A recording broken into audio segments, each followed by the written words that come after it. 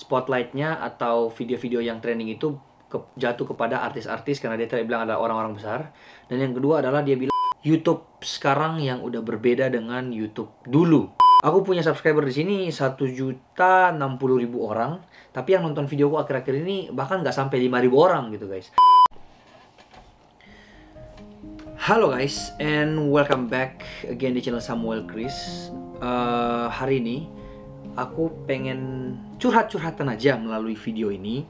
Dan video ini agak berbeda dari sebelumnya karena aku cuman pengen mengungkapkan apa yang menjadi isi hatiku selama ini gitu loh. Dan aku ngerasa sih YouTube ini emang sebenarnya tempat dimana aku bisa mencurahkan semua isi hatiku dan tempat curhat lah anggapannya kepada teman-teman onlineku semua yang ada di sini gitu.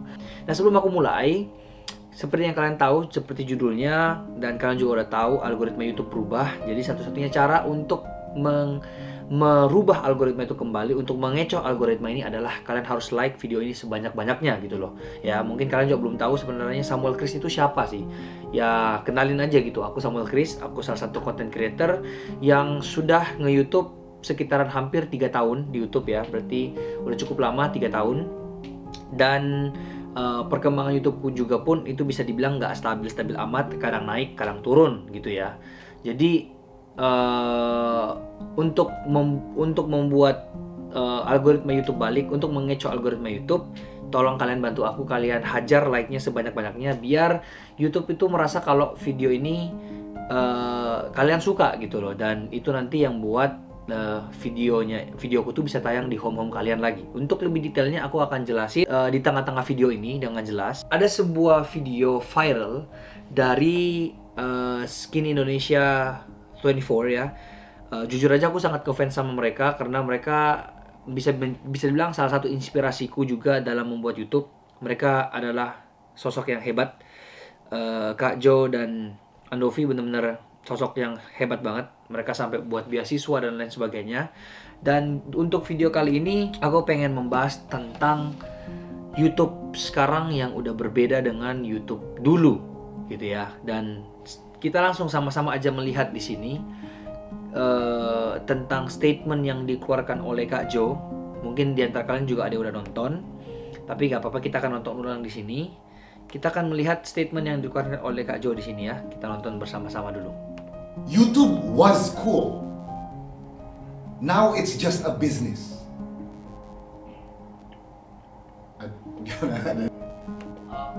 Ya, jadi sudah jelas semuanya. Aku nggak usah ulangin kembali apa yang dibilang sama Kak Jo di sini.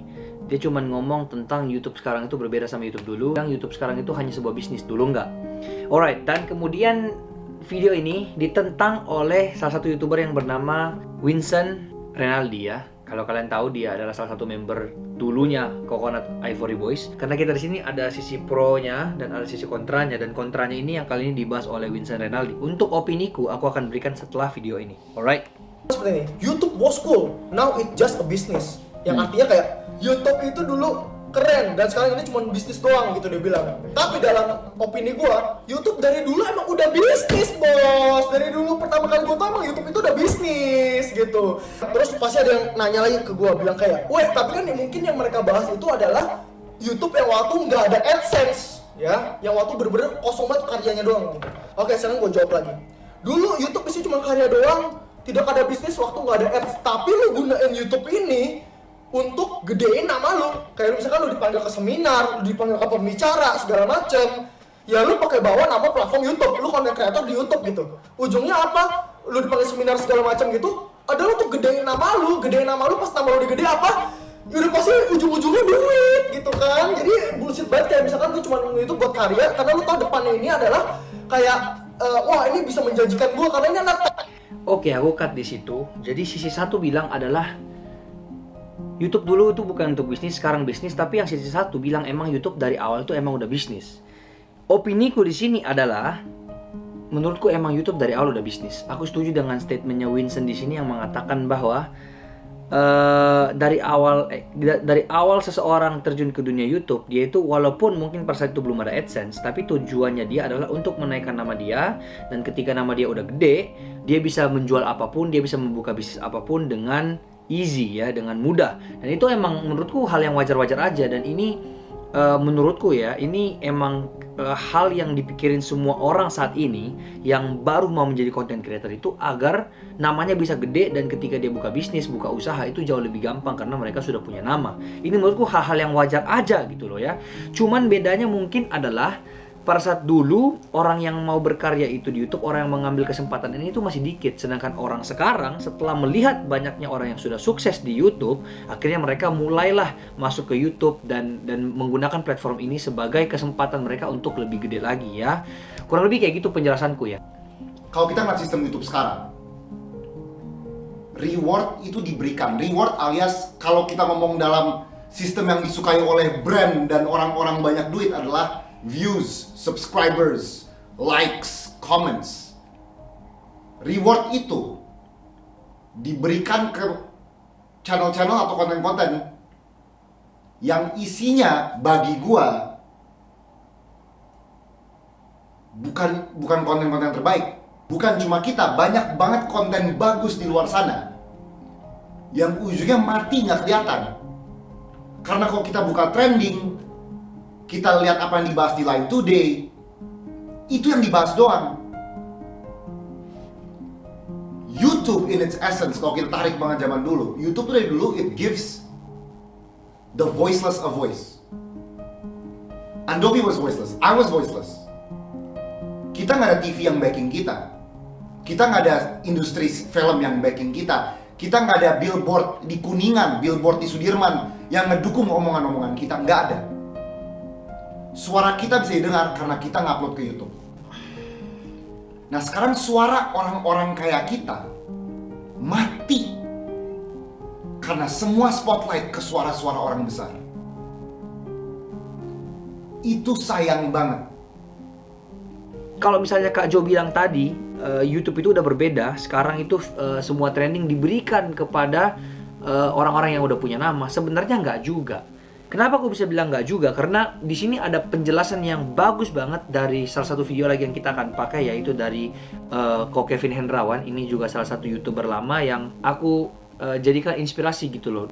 Dia ini ngomong di sini bahwa YouTube itu sebenarnya sama aja ya, tapi yang menyebabkan perbedaan adalah di algoritmanya. Yang terjadi sekarang misalnya dengan contohnya Skin Indonesia 24 ya, dia mengatakan kalau effort yang diberikan kepada video itu sekarang udah nggak sebanding. Dari views, dari subscriber itu nggak sebanding dengan apa yang mereka kerjakan.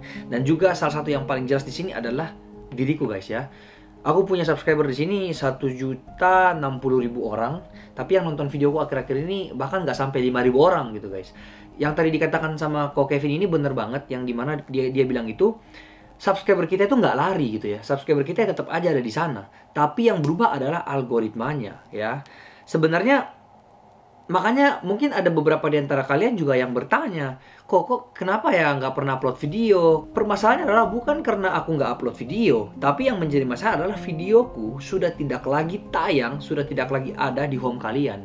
Makanya kenapa bisa kalian mengatakan hal seperti itu, dan itu wajar-wajar aja. Sama halnya dengan Ko Kevin, penurunan views yang drastis. Dia punya subscriber 1.900.000, tapi yang nonton di 10.000, 15.000. Jadi beneran, dan ini permasalahannya bukan cuma di kita berdua dan masih banyak ribuan konten kreator yang lain yang subscribernya gede-gede banget, tapi yang nonton itu dikit. Ya penyebabnya ya kembali lagi tadi, algoritma zaman sekarang itu udah berubah. YouTube cuma mau memberikan kita sebuah konten yang kita sukai. Contoh, kalau misalnya kalian mungkin siangnya kalian search misalnya tentang video game ya, misalnya video game Mobile Legends lah, anggapannya kayak gitu ya.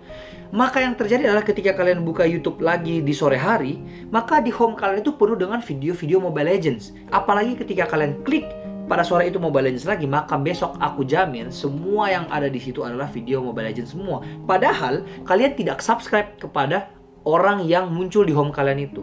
Sedangkan ya ini sudah cukup jelas yang dijelaskan dengan Ko Kevin tadi. Bedanya dulu adalah ketika kalian subscribe terhadap channel seseorang, maka semua yang muncul di home itu adalah video orang yang kalian subscribe. Tapi sekarang beda.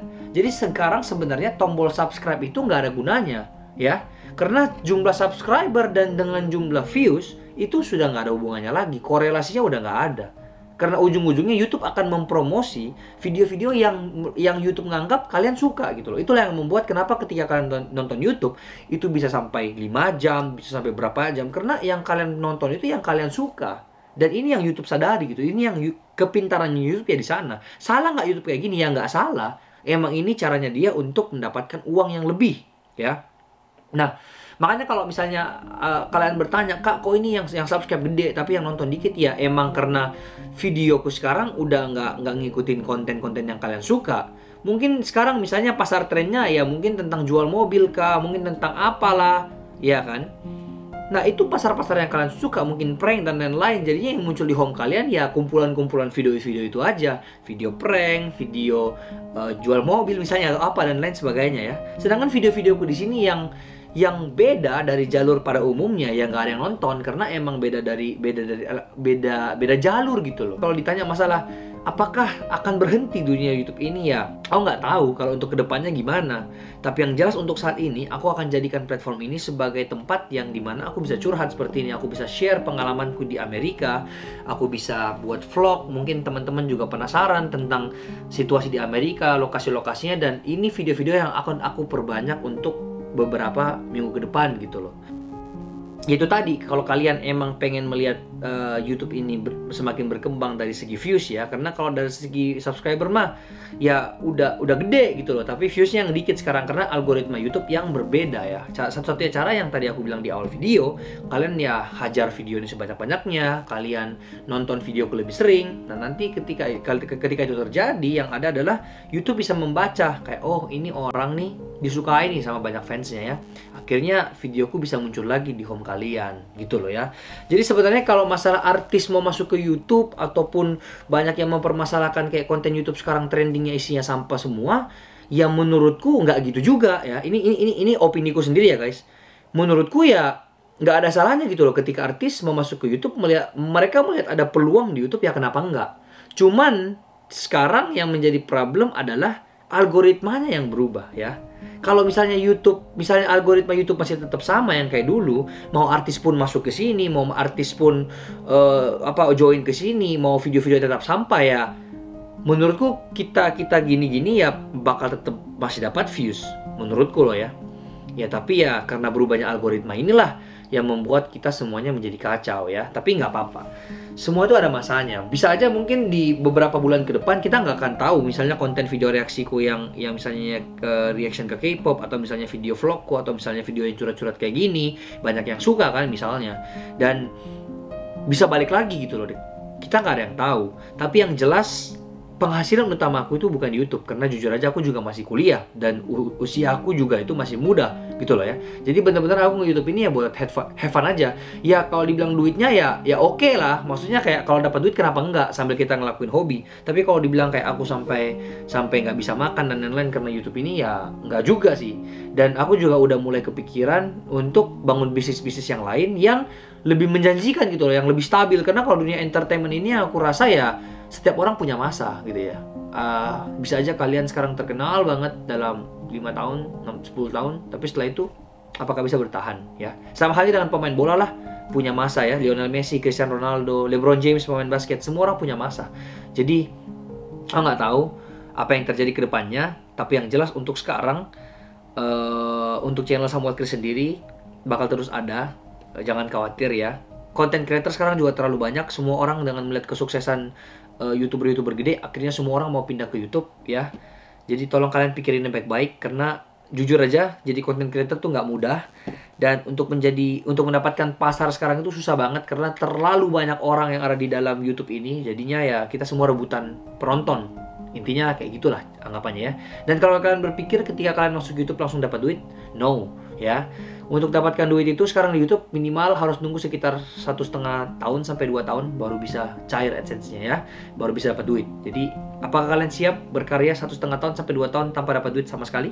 Kembali lagi aku lontarkan pertanyaan ini ke kalian karena ya content creator itu nggak gampang gitu. Dan sebenarnya untuk menjadi sukses itu nggak mesti jadi content creator ya. Sekali lagi, kalian bisa jadi apapun, yang penting kalian fokusin, kalian lakukan yang terbaik di sana, kalian yang menjadi yang terbaik di sektor itu, kalian bisa sukses, kalian bisa jadi kaya ya.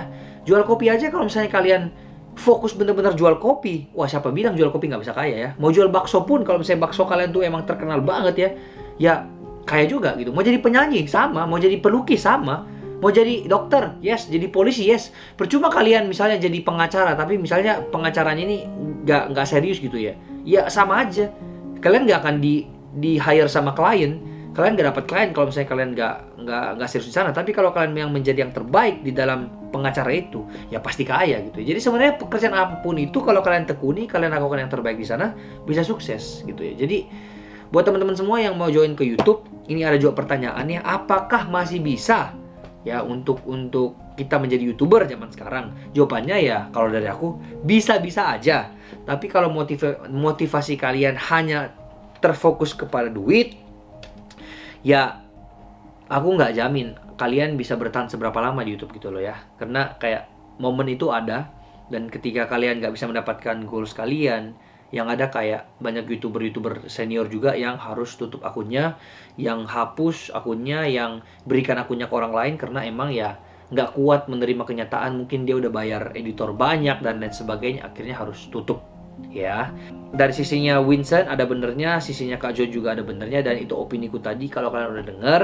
Dan semoga ini bisa menjawab pertanyaan kalian juga. Dan kalau kalian suka sekali lagi dengan video ini, mungkin untuk next video aku bisa bahas-bahas tentang algoritma seperti ini, karena aku juga enjoy ya buat video-video kayak gini, curhat-curhatanku, apa yang aku rasa sebagai content creator lama. Dan ya semoga ini bisa menjawab pertanyaan kalian lah ya. Oke deh ya. Jadi jangan lupa like, subscribe, dan komen juga di video ini. Kalau subscribe ya terserah lah, kalau kalian suka mau subscribe iya, kalau enggak juga nggak apa-apa. Tapi kalau like dan komen, menurutku kalau kalian emang benar-benar support dengan channel ini ya kalian bisa lakukan itu ya. Tapi kalau enggak juga ya nggak apa-apa. Oke, ya pokoknya ya itu aja sih untuk video kali ini ya. See you in the next video. Saya Samuel Chris mengundurkan diri dari tempat kejadian. Bye bye.